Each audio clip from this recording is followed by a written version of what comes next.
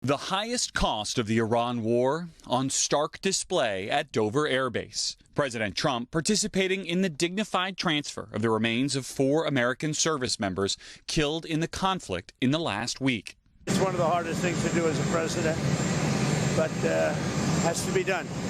Later, at a campaign-style rally outside Atlanta, the president acknowledging the parents of Lieutenant Tyler Feehan, who flew from Dover home to Georgia aboard Air Force One. To Sherry and Stephen and David, we will carry Tyler's memory in our hearts forever.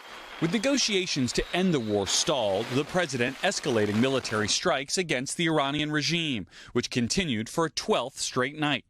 He's also threatening Iran's infrastructure, vowing to destroy the country's bridges and power plants each time Iran attacks a ship in the Strait of Hormuz. They're not ready to make a deal. Iran's foreign minister on social media vowing an eye for an eye while threatening U.S. allies in the region. On Capitol Hill, the Trump administration has been pushing for more money for the war. And last night, House Republicans passing a bill that provides over $1 trillion in annual defense spending, an advanced measure that would provide more funding for the Iran war. But both face uphill partisan battles in the Senate. And yesterday, the human cost in the spotlight.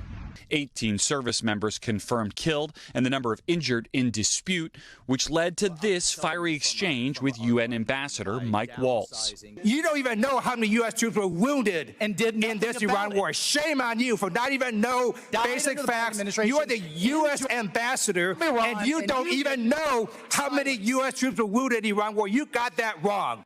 You should be shameful. With no diplomatic breakthrough in sight that could end this war, Secretary of State Marco Rubio was asked overnight about the prospect of replacing the United States-Iran negotiating team. Rubio's answer suggests that's unlikely. He told reporters that talks with Iran remained a combined effort and that America's lead negotiator ultimately is President Trump, who sets the policy.